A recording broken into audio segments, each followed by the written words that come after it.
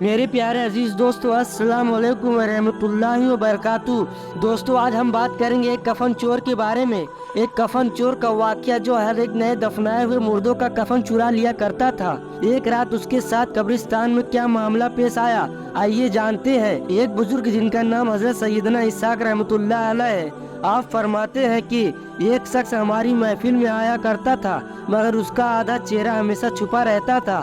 ایک مرتبہ میں نے اس سے پوچھا کہ تم اپنا آدھا چہرہ چھپائے رکھتے ہو، اس کی کیا وجہ ہے؟ مجھے اس راز سے آگاہ کرو۔ اس نے کہا کہ اگر آپ امان عطا فرمائے تو میں اپنا معاملہ بتا دوں۔ کہا کہ بتاؤ، اصل معاملہ کیا ہے؟ اجازت ملنے پر اس نے اپنی داستان کچھ اس طرح سنائی۔ اس نے کہا کہ میں کفن چور تھا، میں نے کئی قبروں سے کفن چرائے۔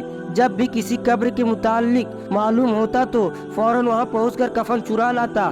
ایک مرتبہ ایک عورت کا انتقال ہوا، جب اسے دفنا دیا گیا تو میں فوراً قبرستان پہنچا۔ جب اینٹیں ہٹا کر کفن کی ایک چادر ہٹائی اور دوسری چادر کھینچنے لگا تو اچانک اس عورت کی بے جان جسم نے حرکت کی اور چادر کو تھام لیا۔ میں نے کہا، تمہارا کیا خیال ہے؟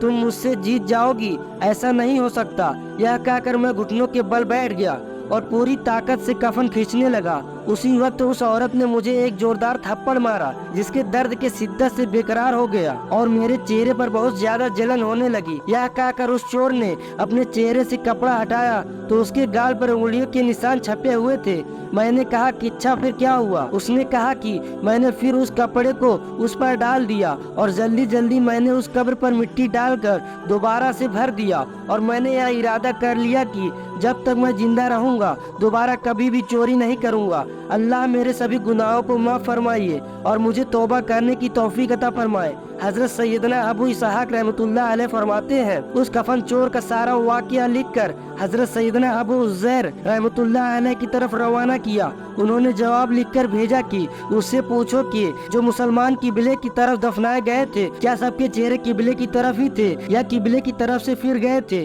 میں نے کفن چور سے پوچھا تو اس نے کہا کہ میں نے جن لوگوں کے کفن چرائے ان میں سے اکثر کے چہرے قبلہ سے پھر چکے تھے۔ حضرت سیدنا ابو اسحاق رحمۃ اللہ علیہ فرماتے ہیں کہ میں نے یہ بات لکھ کر حضرت ابو عزیر رحمۃ اللہ علیہ کی خدمت میں بھیجی تو انہوں نے جواب میں یہ تاثیر بھجوائی، ان اللہ و انا الیہ راجعون۔ یا اسحاق رحمۃ اللہ علیہ جن لوگوں کے چہرے قبلہ سے پھر چکے تھے ان کا خاتمہ سنت پر نہیں ہوا۔ پیارے دوستو، اللہ ہمیں اپنی حفظ و امان میں رکھے اور ہمارا خاتمہ حضور صلی اللہ علیہ وسلم کی سنتوں پر فرمائے۔ داستانی عبرت میں ہمارے لیے عبرت موجود ہے کہ کتنا تصویرناک معاملہ ہے کہ جو لوگ سنتوں سے منہ موڑ لیتے ہیں وہ کام شریعت کے مطابق نہیں ہوتے، اور جو دنیا کے دین پر ترجیح دیتے ہیں ان کے ساتھ قبر میں بے انتہائی معاملہ ہوتا ہے۔ دوستو، قبر اور آخرت میں لمحہ بھر کا عذاب بھی برداشت سے باہر ہوتا ہے۔ ہمارے نازک جسم جہنم میں بھڑکتی ہوئی آگ کا مقابلہ نہیں کر سکتے۔ اگر اسی طرح غلط بھری زندگی گزارتے رہے اور اسی حالات میں موت آ گئی تو وہ ذلت اور رسوائی اور دردناک عذاب کا سامنا کرنا پڑے گا۔ میرے دوستو، جلد سے جلد اپنے گناہوں سے توبہ کر لیجئے اور رو رو کر اللہ تعالیٰ سے معافی مانگ لیجئے۔ اللہ تعالیٰ ہم سب کے گناہوں کو معاف فرما دے، آمین۔